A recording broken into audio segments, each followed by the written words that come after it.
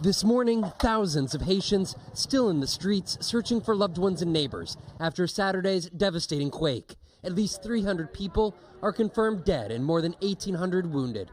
We don't have many manpower to help, our brothers and sisters who are in need. We can't handle by ourselves what is happening now in southern Haiti.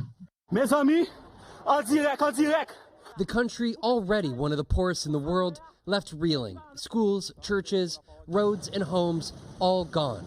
In 2010, a powerful earthquake ravaged the country's populated capital, Port-au-Prince,